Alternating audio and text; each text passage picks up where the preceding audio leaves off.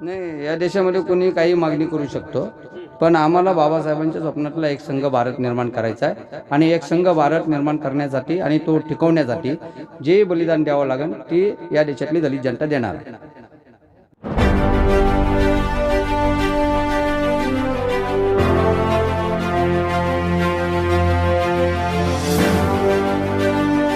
आलेल्या सर्व मान्यवरांचं आणि दलित कोबरा संघटनेचे राष्ट्रीय अध्यक्ष सन्माननीय ॲडव्होकेट विवेकभाईजी चव्हाण सर, हे नाव संपूर्ण भारतभर, संपूर्ण महाराष्ट्रभर, इव्हन देशाच्या कानाकोपऱ्यामध्ये प्रसिद्ध झालेले नाव आहे. कायद्याने वकील असून सुद्धा जनसामान्यांची जी चळवळ आहे, जनसामान्यांच्या प्रश्नावर त्यांचा जो प्रहार करण्याचा जो प्रकल्प आहे, याच अनुषंगानं आदरणीय विवेकभाई चव्हाण आज आपल्या सर्वांच्या समक्ष वेरूळ विश्रामगृहामध्ये उपस्थित झालेले आहेत. तेव्हा सर्वप्रथम मी सम्यक क्रांती व प्रबुद्ध TV आणि CWC चॅनलच्या वतीने आदरणीय विवेकभाई चव्हाणचं अगदी मनपूर्वक स्वागत करतो. जय भीम सर. जय भीम सर, आजच्या या पवित्र दिनी, कारण डॉक्टर बाबासाहेब आंबेडकरांची ही कर्मभूमी म्हणून गणली जाते. संपूर्ण भारत अथवा संपूर्ण देश या भूमीला बाबासाहेबांची कर्मभूमी म्हणून पाहतोय. तेव्हा आजच्या या पवित्र दिनी आपण या पवित्र भूमीवर आलात, त्याबद्दल आपणास काय वाटलं सर? आनंद वाटला. अगदी बरोबर सर. अतिशय प्रसन्न असं वातावरण आणि तरी सुद्धा कोविडच्या काळात सुद्धा आज आपण एवढ्या संख्येने सर्व समाज बांधवांना घेऊन इथं आलात, त्याबद्दल खरंच तुमचं अभिनंदन. आणि सर, असा प्रश्न मनात पडतोय की बाबासाहेबांची जी प्रेरणा आहे, की बाबासाहेबांचं स्वप्न होतं, बाबासाहेब म्हणाले होते की बाबासाहेबांचा अतिशय महत्त्वाचा एक संदेश होता, जा तुमच्या घराच्या भिंतीवर लिहून ठेवा की तुम्हाला या देशाची शासनकर्ती जमात बनायची आहे. तो बाबासाहेबांचं स्वप्न आणि तो बाबासाहेबांचा सल्ला किंवा बाबासाहेबांची स्वप्नातली भूमिका आजपर्यंत पूर्णत्वात आली नाही, याबद्दल आपणास काय वाटतं सर? ही मुळीच आलेली नाही. कारण आपण जर शासनकर्ते असतो तर गावाखेड्यामधल्या आमच्या लोकांना असुरक्षितता वाटली नसती. शहरामध्ये काम करणाऱ्या, सरकारी काम करणाऱ्या आणि कंपनीत काम करणाऱ्या कामगारांना त्यांच्या कामाविषयी असुरक्षितता निर्माण झालेली आहे. माय बहिणींना त्यांच्या चारित्र्याच्या विषयी उडवणारे धिंडवडे आणि त्यांच्या लुटणाऱ्या इज्जती याविषयी असुरक्षितता निर्माण झालेली आहे. त्यामुळं विद्यार्थ्यांच्या भवितव्यांच्या विषयी असुरक्षितता निर्माण झालेली आहे. आणि ज्या वेळेस ही असुरक्षितता समाजाच्या सर्व घटकामध्ये पसरते, त्या अर्थच असा असतो की या देशामध्ये आता शासन नावाची कोणतीही गोष्ट शिल्लक राहिलेली नाही. त्यामुळे शासनकर्ती जमात हे बाबासाहेबांचे जे स्वप्न आहे, ते स्वप्न कधीच पूर्णत्वास आत्तापर्यंत आलेलं नाही. अगदी बरोबर बोललात सर. खरं पाहता माननीय कांशीराम साहेबांचं एक वक्तव्य असं होतं, जिनकी जितनी भागीदारी उतनी उनकी भागीदारी, जितनी उनकी लोकशाही में जितनी उनकी जो जनसंख्या है, संख्या भारी हिस्सेदारी उतनी उनकी भागीदारी. तो हमारे देश का जो भविष्य कहता है कि हम लोकसंख्या में 85% है, हमारा जो बहुजन समाज है 85% है, फिर भी इस आधार पर गवर्नमेंट हम लोगों की होनी चाहिए, गवर्नमेंट के हर हिस्सों में हमारा बहुजन समाज होना चाहिए. फिर भी बहुजन समाज होते हुए भी हमारे लोगों पर जो अन्याय अत्याचार हो रहा है सर, ये रोकने के लिए और इसे रुकवाने के लिए क्या प्लानिंग बनाई गई है और क्या करना चाहिए सर? देखो, हम जो तबके से आए हुए हैं वो तबका कमज़ोर वर्ग का तबका है. वो संख्या में भी हम लोग कमज़ोर हैं. हम माइनॉरिटीज़ में आते हैं और इस देश का संविधान कहता है कि माइनॉरिटीज़ लोगों को यदि सुरक्षा दी जाए तो वो कानून के तौर दी जाए. मगर या तो कानून व्यवस्था महाराष्ट्र के अंदर है ही नहीं, देश के अंदर है ही नहीं. या कमज़ोर तबके के ऊपर जो अत्याचार होता है उसकी दखलअंदाज भी लेने वाली कोई यंत्रणा सरकार में साबित नहीं है. जब सरकार में यंत्रणा ही नहीं है और कानून व्यवस्था ही नहीं है तो हम लोगों पे तो अत्याचार तो सदियों से होते आए हैं और इसके आगे ये अत्याचार होते रहेंगे. तो इसमें तो कोई बदलाव तो दिख रहा नहीं और ना ही बदलाव आने की शंका है. इसीलिए हम लोगों को पहला इसका मतलब यह है कि बाबा साहब अम्बेडकर साहब ने इन सब परिस्थितियों को 7 साल पहले ही ऑब्ज़र्व किया था और उन्होंने इसीलिए हम लोगों को एक संदेश दिया था कि आप शिक्षित बनो. शिक्षित बनो इसका मतलब यह है कि समाज क्या है, समाज के आजू बाजू जो चाल चलन है, हम लोगों को क्या करना चाहिए, विरोधक के कौन सी चाल चल रहे हैं, इसके बारे में नॉलेज ले लो। इसका सही अंदाज से ऑब्जर्वेशन करो। ऑब्जर्वेशन के बाद आप इसके खिलाफ अपनी एक व्यवस्था बनाओ। तो व्यवस्था कैसी बनाई जाए? तो व्यवस्था ऐसी बनाई जाए कि हम लोग कमज़ोर है मगर बिखरते हुए लोग हैं, तो हम लोगों ने एक झंडे के ऊपर एक नेता के नीचे, नेता के नेतृत्व में और एक झंडे के नीचे संगठित होना चाहिए। मगर यह क्या है, हम लोग संगठित होते हैं मगर गुट गुट में संगठित होते हैं, अलग अलग झंडे लेते हैं, अलग अलग नेते लेते हैं। और नेता लोग ऐसे हैं कि उनके पास समाज के भविष्य के लिए और समाज की सुरक्षा के लिए कोई प्लान नहीं रहता है।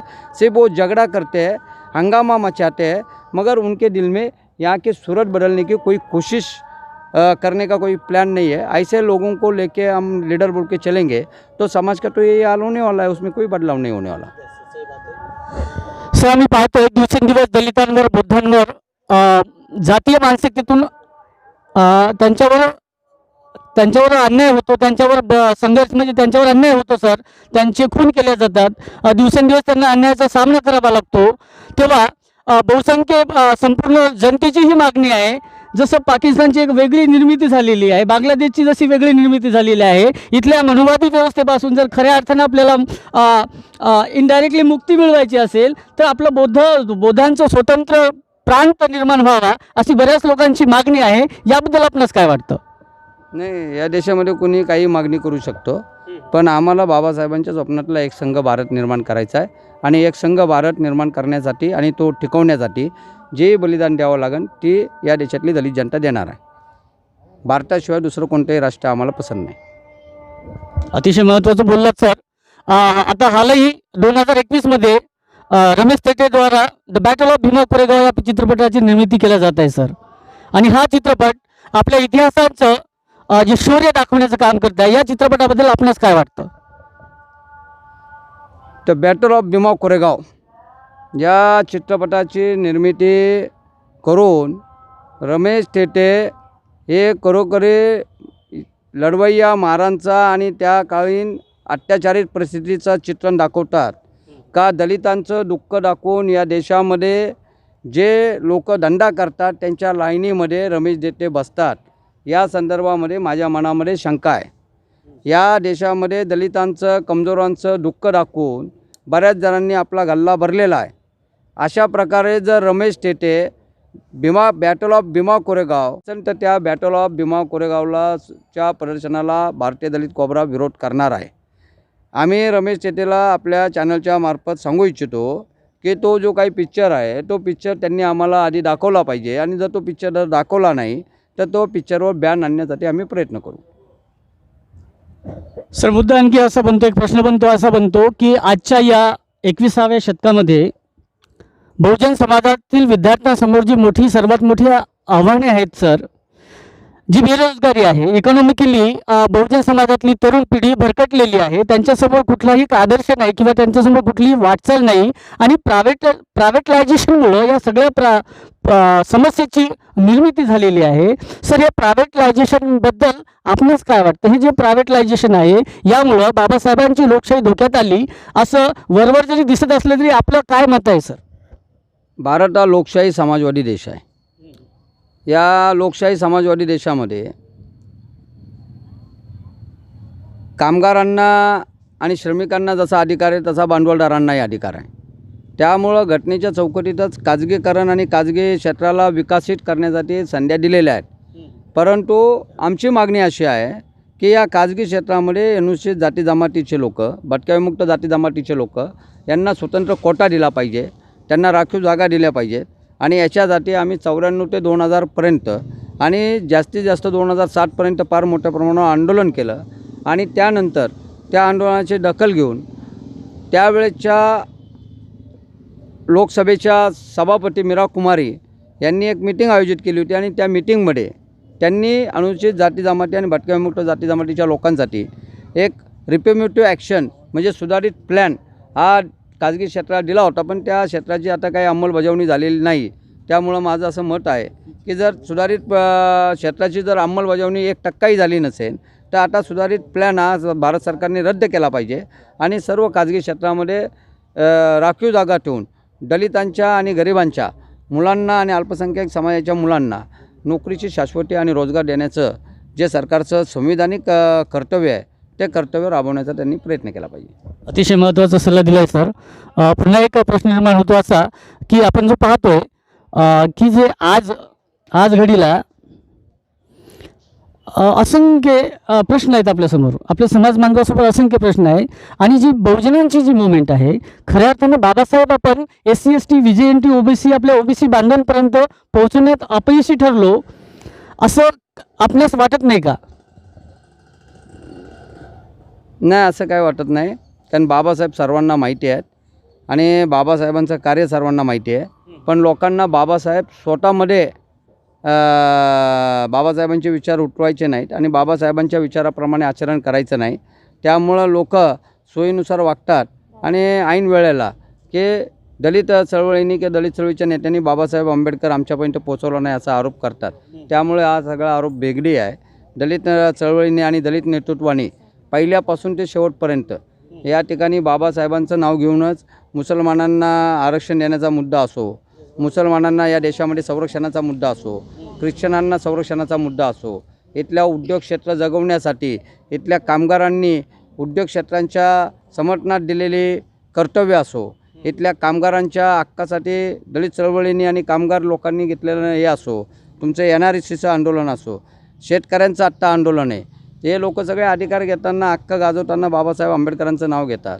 परंतु वैयक्तिक जीवनामध्ये बाबासाहेब आंबेडकर कसा बाजूला राहील यासाठी हे सगळे लोक प्रयत्न करतात. त्यामुळं बाबासाहेब आंबेडकर हा सर्वांना माहिती आहे, बाबासाहेबांचे विचारही सर्वांना माहिती आहे. अधिकाराची बात आली की ते बाबासाहेबांचंच नाव घेतात आणि मग दलित चळवळीला बदनाम करण्यासाठी किंवा दलित चळवळीला वेगळं पाडण्यासाठी दलित नेतृत्व आणि दलित चळवळी अशा प्रकारचे आरोप केले जातात. तर यासाठी आपण नेमकं काय करावं सर? इथल्या बहुजन समाजाने काय करावं? कारण इथली जी जातीय व्यवस्था आहे ती आजही छुप्या पद्धतीने प्रत्येक समाज घटकांमध्ये किंवा प्रत्येक क्षेत्रांमध्ये आपल्याला पाहायला भेटतं सर. ती छुपा जातीयवाद जो आहे हा नष्ट झाला पाहिजे, यासाठी आपणास काय वाटतं? जातीवाद हा कधीच छुपा नाही. जातीवाद हा उघडच असतो. फक्त जातीवादाचं स्वरूप बदललेलं आहे. पूर्वी आपल्याला लोक शिवत नव्हते, आता लोक आपल्याला जवळ घेऊन दाबून टाकतात, एवढाच फक्त फरक आहे. त्यामुळं जातीवादामध्ये लोक मारण्याची, जातीनुसार उतरण ठेवण्याची आणि जातीनुसार माणसांना वेगळं करण्याची आणि त्यांना अधिकारापासून वंचित करण्याची जी व्यवस्था आहे ती व्यवस्था आजही त्याच पद्धतीत चालू आहे. फक्त तिचं स्वरूप बदललेलं आहे. त्यामुळे छुपा जातीवाद वगैरे असं काही नवीन समीकरण काही काढू नये कुणी. जातीवाद नेहमी उघडच असतो. अतिशय महत्त्वाचं मार्गदर्शन केलं आदरणीय विवेकभाई चव्हाण सरांनी. खरोखरच या विचारांची पुन्हाची एकदा भारत देशाला गरज आहे. बाबासाहेबांचं पुन्हाची एकदा स्वप्न होतं की हा भारत देश जो पूर्वी बुद्ध होता आजही बुद्ध आहे, बट तरीसुद्धा बाबासाहेबांचं जे स्वप्न होतं की हा देश मला पुन्हा एकदा भारत बौद्धमय करायचा आहे सर, तर या बाबतीत आपण काय सांगाल? यामध्ये मी तर उपासक आहे. आमचे आदरणीय बनते, आमचे आदरणीय धर्मगुरू, आमच्या आदरणीय धार्मिक संस्था या जे बी मार्गदर्शन करतील आणि त्या संदर्भातलं जे काही आमच्यावर कर्तव्य येईल ते कर्तव्य उपासक म्हणून मी सगळे पार पाडायचा प्रयत्न करेन आणि माझे सर्व सहकारी ते पार पाडायचा प्रयत्न करते. कारण त्यांच्या मार्गदर्शनानुसारच आम्ही धम्मात काम करतो आणि धम्मसंहिता मोडायचा मला काय अधिकार नाही. मी धम्मसंहिता मानणारा माणूस आहे. धन्यवाद सर. अतिशय महत्त्वाचा शेवटी का होईना सरांनी अतिशय महत्त्वाचा हा संदेश दिला की भगवान बुद्धांचे विचार आजही या संपूर्ण विश्वाला तारणारेच आहेत. म्हणून भवतु सब मंगलम, सगळ्यांचं कल्याण हो, सबका मंगल हो, भवतु सब मंगलम. धन्यवाद सर. आपण या टीव्हीच्या माध्यमातून सर्वांशी रूबरू झालात त्याबद्दल मी आलेल्या सर्व मान्यवरांचं, या तिन्ही न्यूज चॅनलच्या वतीने सम्यक क्रांती, प्रबुद्ध टेलिव्हिजन्स आणि CWNC या तिन्ही टेलिव्हिजनच्या माध्यमातून आलेल्या सर्व मान्यवरांचं मी हार्दिक अभिनंदन करतो सर आणि क्रांतिकारी जय भीम देतो. धन्यवाद सर.